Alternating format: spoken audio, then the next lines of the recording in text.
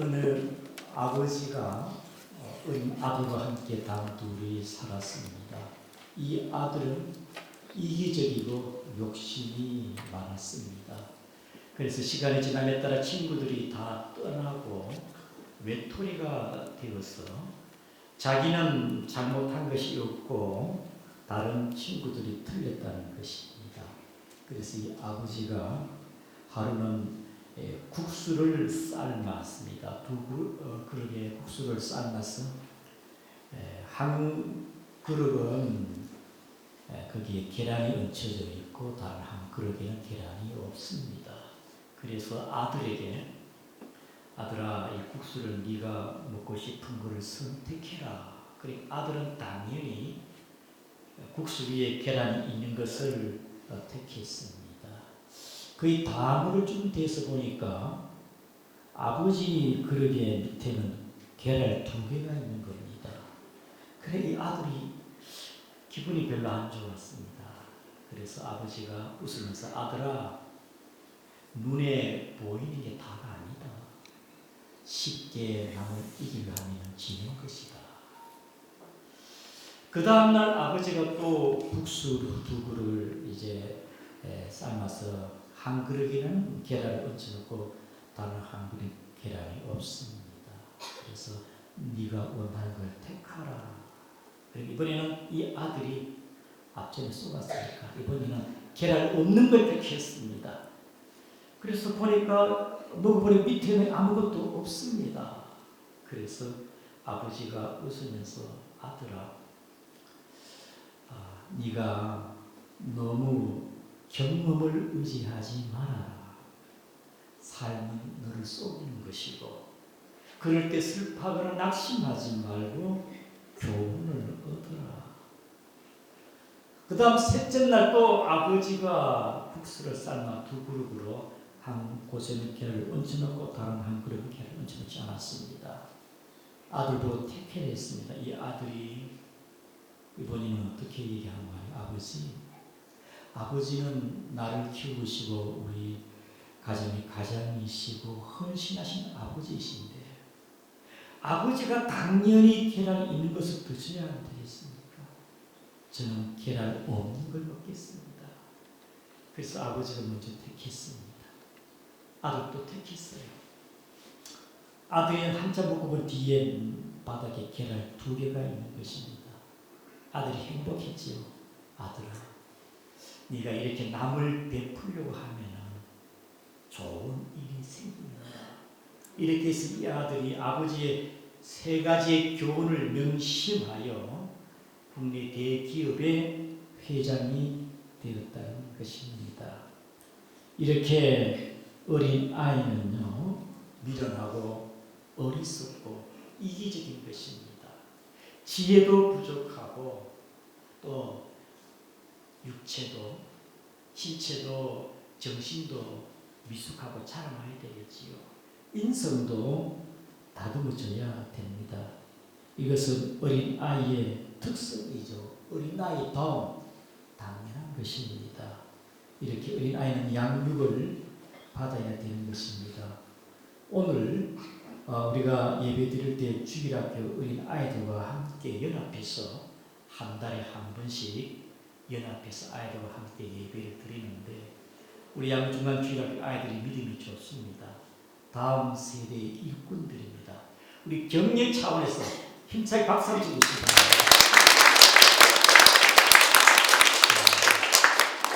우리 아이들 참 이쁘고 믿음이 좋아요. 예, 오늘 사도 요한은 본문에 나이에 따라 구별하지 않고 아이들아 그리고 아비들아 청년들아 3가지의 부류의 믿음을 구분하고 있습니다. 나이에 따라 구분하는 것이 아니라 영적인 상태, 믿음에 따라 구분을 하는 것이지요. 14절에 한번 봅시다. 아이들아, 내가 너희에게 쓴 것은 너희가 아버지를 알았으니요. 이 아이는요, 아버지를 안다. 똑같은 의미로서 12절에 보게 되어지면 자녀들아, 너희 죄가 그의 이름으로 말미암아 죄 사함을 받았느니라. 이 아이 단계 영적으로 이제가 교회 나오고 세례 받고 믿음의 시작의 단계에 있는 믿음의 성도들은 마치 아이와 같아요. 이제 걸음마 단계이지요. 여러분, 하나님께서 만드신 동물이나 새들도요, 새끼가 의미를 압니다. 사람도 태어나면 먼저 엄마, 아빠를 얼굴을 압니다.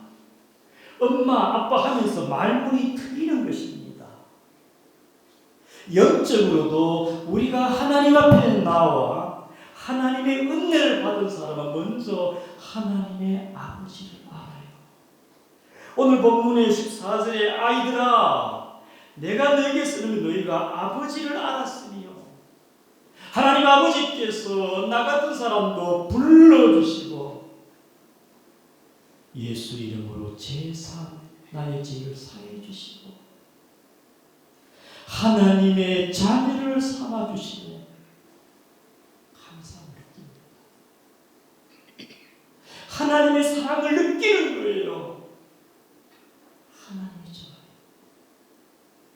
그래서 하나님의 은혜를 받은 자는 자기도 모르게 마음에서 입으로 고백이 됩니다. 하나님 아버지, 하나님 아버지. 우리 다 같이 로마서 8장 15절 말씀을 우리 같이 읽고 시작. 너희는 다시 유소한 종의 받지 아니하고 양자의 힘을 받았으므로 우리가 아빠 아버지라 부르짖느니라. 여러분들이 교회에 나와서 아직도 하나님 한 번도 하나님 아버지라고 마음에서 입술로 고백이 안 되신다면 예수님을 만나야 됩니다. 예수님을 영적으로 인격적으로 만난 사람은 주님, 하나님 아버지, 이것이 자연스럽게 아저씨 보고 아버지를 할 수는 없지 않습니까? 아버지니까 아버지라 부르는 것이지요. 그래서 이 자녀는 엄마의 품속에 있을 때 행복하듯이 저와 여러분들은 하나님과 함께 있는 게 행복할 줄을 믿습니다. 하나님과 함께하는 행복해요. 그래서 이 아이는요, 이제 각 교회 나오고 예수 그리스도를 믿고 믿음에 시작하는 사람들은요, 너무나 하나님이 좋습니다. 하나님을 사랑하게 되어집니다. 교회가 좋습니다. 주일이 기다려집니다. 예배가 좋습니다. 예배 시간에 찬송이 터져나와요. 전에는 세상의 유행가가 좋았는데 예수 앞에 나와서 나도 모르게 찬송이 나와요. 기도가 나와요. 하나님의 은혜를 조금씩 받게 되는 것이죠. 그래서 예배를 통해 주는 은혜에 행복하고 기뻐 넘치는 것입니다. 그런데 이 어린 아이의 믿음의 단계, 아이들은요, 문제는 뭐냐? 연약하기 때문에 잘 넘어집니다. 여러분, 아이를 키워보면요, 넘어지고 자빠지고 막 깨지고 옷을 입히면 더럽히고 오줌 똥을 싸고 당연한 겁니다. 영적으로 믿음의 시작의 단계에서는 때로는 연약합니다. 넘어집니다. 시험이 듭니다. 좌충우돌할 때가 많습니다. 왜? 그것이 믿음의 연약한 어린 단계이기 때문에 그런 것이지요. 때로는 이 어린아이 단계에서는 여러 가지 문제를 만나면 불안하고 두려워하게 되는 것이지요. 믿음이 연약하기 때문에 그렇지 않습니까? 그래서 이 어린 아이의 단계에 믿음의 분량, 어린 아이의 믿음의 범주는 우리 히브리서 6장에 보면 잘 나타나요. 6장 보겠습니다. 시작. 그러므로 우리가 그리스도의 도리의 초보를 버리고 죽은 형체를 회개함과 하나님께 대한 신앙과 세례들과 안수와 죽은 자의 부활과 영원한 심판에 관한 교훈의 틀을 다시 깎지 말고 완전한 대로 나아갈지니라. 예. 믿음 어린 단계의 범주는요, 우리 하나님께 회개함과 하나님에 대한 신앙과 세례, 안수, 부활, 진짜 부활했나 안 했나, 부활에 대한 신앙, 천국과 지옥, 하나님 심판 있을까, 천국에 대한 이런 어린아이 단계의 믿음의 범주가 연약한 단계 있다 그 말이죠. 그 다음에 우리 고린전서 3장 1절 이하에 한번 봅시다. 이 어린아이 단계 어떤 단계입니까? 시작. 그러나 내가 신령한 자들을 대하고 같이 너에게 말할 수 없어 육신에 속한 자들 그리스도 안에서 어린아이들을 대함과 같이 하노라. 2절 내가 너희를 저주로 먹이고 밥도 하지 아니하노니 이는 너희가 감당하지 못하였으니와 지금도 못하리라. 3절 육신에 속한 자가 너희와 시기와 분쟁이 있으니 육신에 속한 자 사람을 따라 행하는 게 아니고. 여러분 고린도 교회가 장성한 사람이 없어요. 고린도 교회는 육신의 그리스도 안에서의 육신에 속한 자 어린 아이라 그렇습니다. 사람을 따라 행하고요. 고린도 교회는요 시기와 질투가 있고 분쟁이 있고 마치 어린 아이들이 시기 질투하고 서로 싸우듯이 어린 아이의 약한 단계라는 것이지요. 그래서 믿음은 이러한 단계에서 자라나야 됩니다. 변화되어야 됩니다. 고린도서 3장 6절에 나는 심었고 아볼로는 물을 주었고 오직 하나님께서 자라나게 하셨나니. 여러분 믿음이 자라나기를 축복합니다. 계속 어린아이 단계에 머물지 말고 자라나야 됩니다. 고린도서 13장 11절을 같이 읽겠습니다. 시작. 내가 어렸을 때에는 말하는 것이 어린아이 같고 깨닫는 것이 어린아이 같고 생각하는 것이 어린아이 같다가 장성한 사람이 되어서는 어린아이를 버렸노라. 작년에보다 올해의 믿음이 변화되고 성숙하고 자라나가는 여러분들을 축복합니다. 깨달음이 있어야 돼요. 뭔가 변화가 있어야 되지 않겠습니까? 저는 우리 성도님들 영적으로 믿음이 조금씩 자라나고 깨어나고 주님을 섬기는 것을 조금씩 성숙해가는 것을 볼 때 얼마나 기쁜지를 모릅니다. 기도하지 않은 성도가 기도하게 되어지고 어떤 성도님은 목사님 내가 어떻게 봉사를 해야 될까요? 하나님에 대한 마음의 감동이 일어나가지고 하나님 섬기는 열심히 일어나가지고 어떻게 하면 내가 주님을 섬길까? 참 믿음이 아름답게 세워진 성도님 어찌 저리 마음이 천사 같고 아름다울까?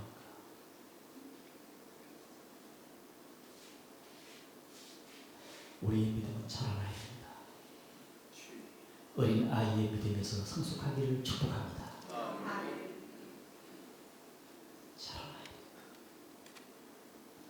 둘째로 아비드라입니다. 본문 14절에 아비드라 내가 네게 쓰는 것은 네가 태초부터 계신 일을 알았으니요. 아비드라 아이와 아비는 다르지 않습니까? 아비들은요 오랜 세월 동안 많은 것을 경험하신 분들입니다. 풍랑과 역경을 많이 겪었기 때문에 인생이 뭔지 압니다. 인생의 이치를 압니다. 지식과 지혜와 노하우가 많은 것이 어른들, 아비들이 아니겠습니까? 영적으로 아비들은 누구인가? 영적으로 아비들은요 신앙의 연륜이 있는 자, 믿음 생활을 오래 하면서 연단을 받고 경험한 자, 성경을 통해서 하나님에 대한 지식과 하나님의 뜻을 분별하는 자. 그래서 아비들은요 하나님을 알되 하나님은 태초부터 영원하신 하나님이시구나, 천지 만물을 창조하신 하나님이구나, 아멘. 하나님의 주권을 압니다. 하나님이 어떤 분인가 하나님의 속성을 알아요. 하나님은 사랑의 하나님, 거룩하신 하나님, 궁밀하시고 자비하신 하나님을 알아요. 하나님의 섭리를 압니다. 욥기 23장 10절 말씀 시작. 그러나 내가 가는 길을 그가 아시나니 그가 나를 발견하신 후에는 내가 숨같이 나아오리라.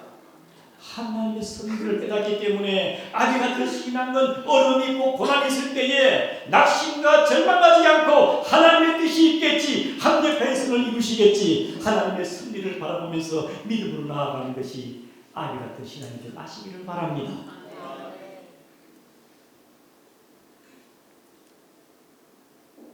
아비들은요 진리의 영 성령을 알기 때문에 영분별이 있습니다. 당시에 1세기 때 적그리스도 영기주의가 있었는데 이것이 진정한 참영이신지 거짓 영인지 아비들은 교회 안에 혹 신천지가 들어오는지 안 들어오는지 아비들은 알아요. 저것이 진짜 영인지 성령인지 악령인지 아비들은 압니다. 아이들은 잘 몰라요. 신천지가 진짜인가 가짜인가. 사랑하는 성도 여러분, 오늘 혼탁하고 혼미한 이 시대에 우리가 신앙의 아비 같은 여러분 되기를 축복을 드립니다. 아비들은요 어려운 문제가 생기면 문제 보는 통찰력이 있습니다. 보는 안목이 있다 이 말이겠지요. 그 다음 문제를 푸는 능력과 방법이 있습니다. 그런데 미리 어렸을 때는 불안해하고 두려워합니다. 어떡하지? 어떡하면 좋지? 하나님을 바라보고 기도하고 문제를 풀어가는 것이지.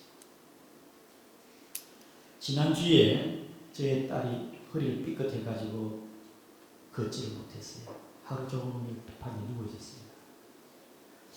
아빠, 내가 나갈 수 있을까? 그럴 수 있을까? 얼마나 충격을 받았으면 그 얘기 나올까? 걱정하지 마라. 정형외과 가가지고 그 이완 약을 먹으면 이 3일이면 너의 것들이 일어납니다. 잘 믿질 않더라고. 기도하고 하나님 바라보고 그래서 하루 지나니까 조금 몸을 움직일수록 약간 걸어요. 그래서 이틀 만에 걸어고 나서 지금 반주한 줄 아시기 바랍니다.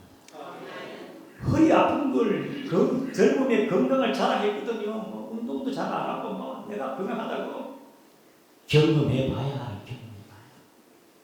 그게 어른들입니다. 신앙의 연단을 겪고 시험도 겪고 영적으로 다져지니까 성숙한 그리스도인 어른이 되니까 영적으로 보는 눈이 있고 신앙으로 어떤 경우에도 단단한 믿음의 경제 이런 줄을 믿습니다. 그리고 최종적으로 마지막으로 청년들입니다. 오늘 본문이 14절에 청년들아 내가 너에게 쓰는 것은 너희가 강하고 하나님의 말씀이 너희 안에 거하시며 너희가 흉악한 자를 이기었음이니라. 여러분 아이보다도 특별히 사도 요한 이 마지막 때에 우리가 어떠한 사람이 되어야 되는 영적으로 청년 같은 아주 강력하고 영적으로 강한 힘이 있는 하나님의 말씀에 그 안에 거하여 어둠의 권세 이겨나가는 청년 같은 사람이 되라는 말이 아니겠습니까? 사랑하는 성도 여러분, 우리는 참으로 연약하기는 깨지기 쉬운 질그릇 같고 상랑갈 때와 같이 연약이 잘 흔들거려요.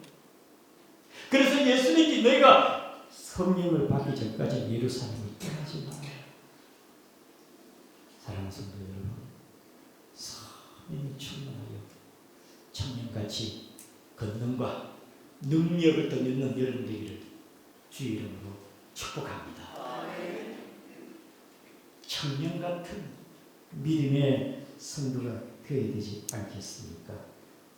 이런 사람은요, 영적으로 청년 같은 믿음의 사람은요, 환경이나 상황에 따라 감정에 휩싸여 있지 않고 하나님의 성령의 지혜로 이끌받아 살아가는 사람입니다. 이런 사람은 경험과 지식에 움직이는 것이 아니라 하나님의 뜻이 어디 있는가?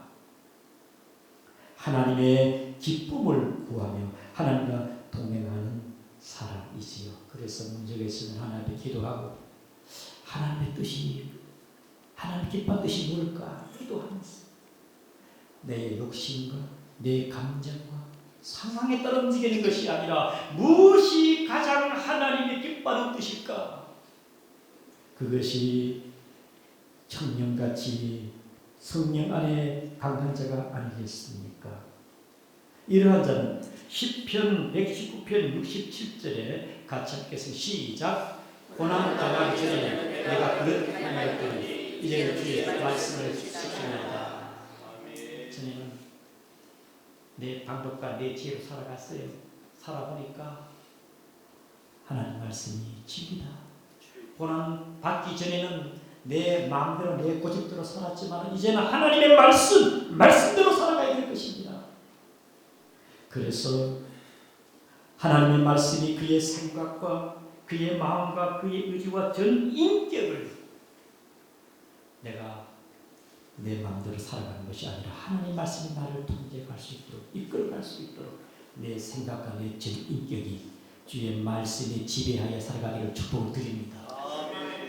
이런 사람은 시편 119편 105절 말씀 시작. 주의 말씀은 내 발의 등이요 내 길의 빛입니다. 여러분, 이 세상은 어둡습니다. 어두운 이 세상 가운데 이것이 선한 것인지 이것이 악한 것인지 내가 이렇게 하는 것이 옳은 것인지 옳지 않은 것인지 헷갈릴 때가 많아요. 그러나 청년 같은 성령이 충만한 사람, 믿음에 강한 사람들은 하나님 기뻐하는 하나님 이것이 옳은 것인지 그런 것인지 분별하니 하나님이 기뻐 뜻 가운데 행하는 줄 아시기를 바랍니다. 때로는 우리가 약할 때가 있습니다. 그때 우리의 마음속에 성령께서 너 왜 그렇게 하니? 너 꼭 그렇게 결정을 해야 되느냐? 성령님께서 우리 마음속에서 말씀하십니다. 여러분들은 성령의 음성을 듣는 귀가 열리기를 주의 이름으로 축복합니다. 가장 우리가 직접적인 것은 가정에서 때로 부부 사이에 티격태격 다툼이 있고 마음이 상할 때 그럴 때 내 마음 성령께서 네가 이해하고 네가 먼저 손을 밀고 네가 하회를 하고 성령께서 말씀으로 내 속에 역사하지만 사탄은 네가 자존심도 없냐? 네는 꼭 그렇게 살아야 되냐? 억울하지 않느냐? 감정이냐? 이기적이냐? 욕심적이냐? 하나님의 선을 이루는 것이냐? 화평을 이루는 것이냐? 하나님을 이루는 것이냐? 우리는 우리의 마음속에 말씀의 지배와 통제가 되기를 주의 이름으로 축복합니다. 지난주에 성도님 한 분 너무 힘들었어요. 목사님 일을 어떻게 하면 좋겠습니까? 눈물 흘리며 하나님 앞에 기도하면서 제게 상담을 요청해왔어요. 집사님 3일 동안 다 내려놓고 기도해 봅시다. 기도해 봅시다. 일이 얽혀가지고 너무 속상한 마음이 아파가지고 그러나 그 현안의 문제를 하나님의 말씀을 붙잡고 말씀 앞에 복종했어요. 그래 마음의 평안이 하나님의 선함이 나타난 줄 아시기를 바랍니다. 아멘. 사랑하는 성도님, 믿음의 영적 상태, 아이 같은 상태가 있습니다. 그것도 정상이에요. 왜? 처음부터 어른 되는 게 아니잖아요. 그 다음에는 믿음이 자라고 연단되어지고 아이 같은 신앙으로 나아갑니다. 그러나 진정 성령이 원하는 것, 주님이 원하는 것은 하나님의 영 성령으로 무장으로 청년 같은 신앙, 강하고 담대하고 말씀 중심에 살아가는 사람, 어둠의 사탄 마귀를 이겨나가는 여러분 되기를 축복합니다. 아멘. 여러분, 아담은요 말씀에서 분명히 잡지 못해서 시험 들었습니다. 사탄의 미혹이 이기지 못했습니다. 다윗은 하나님 말씀을 없인 얘기했습니다. 그런데 여러분 예수님은요 기록되었으되 말씀을 가지고 사탄아 떠나가라. 기록되었으되 사탄아 떠나가라. 말씀을 가지고 일어나기를 축복합니다. 어느 한 청년이 신실한 믿음의 삶을 살았습니다. 그 교회에 건축을 해야 되는데 한 500만 원이 예산이 들게 되었죠. 옛날입니다. 지금이 아니고. 그래서 그들이 나를 잡아가지고 같이 함께 건축금을 했는데 250만 원이 들어왔습니다. 250만 원이 부족하잖아요. 그때 한 청년이 목사님 나머지는 제가 하겠습니다. 그 청년이 돈이 있는 것도 아니에요. 면사무소 소사입니다. 면사무소 소사 일을 하면서 어떻게 그 많은 250만 원을 헐떡하겠습니까? 소문이 퍼졌습니다. 그래서 어느 집 손자는 교회 헌금을 한데 250만 원 하는데 소문이 퍼져가지고요. 막 할머니가 부모님이 막 면사무소 가가지고 아들 봉급을 막 손자 봉급을 아들 봉급을 다 미리 뺏어가는 거예요. 그래서 아들이 너무 괴로워 직장을 그만뒀습니다. 그래서 포목 장사를 했습니다. 굴에 하순 하계 장터에 돌아다니면서 포목 장사했습니다. 그래도 헌금해서 그 돈을 갚기들이 막막해가지고 그래서 기도 끝에 일본의 대동아 전쟁 때에 일본 군대로 참여하게 돈을 준다 하니까 대동아 전쟁 일본 군으로 지원해 갔습니다. 그때에 번 돈으로 모 교회에 건축물을 붙이고 해서 대동아 전쟁 일본이 패망함으로 이 아들이 다시 돌아왔습니다. 와서 결혼을 하고 그리고 전쟁터에 가서 그 번 돈으로 250만 원을 다 했습니다. 결혼해가지고 자녀를 낳는데 8남매를 낳았습니다. 8남매를 낳아가지고 둘은 신학교의 목사가 되고 한 명은 의사가 되고 4명은 외국 가서 박사학위 받아 교수가 되었습니다. 그 중에 박요한 목사님이 그 중에 한 분이에요. 그의 아버지가 청년 때에 비록 그런 청년이지만 정말 청년 같은 신앙이 있었습니다. 청년이라고 청년이 아니고 신앙의 패기와 열정 헌신이지. 사랑하는 성도 여러분, 올 한 해에 우리의 신앙의 변화와 깨달음으로 성숙되고 변화되기를 주님의 이름으로 축복합니다. 다 같이 우리 통성으로 같이 한번 기도하도록 하겠습니다. 하나님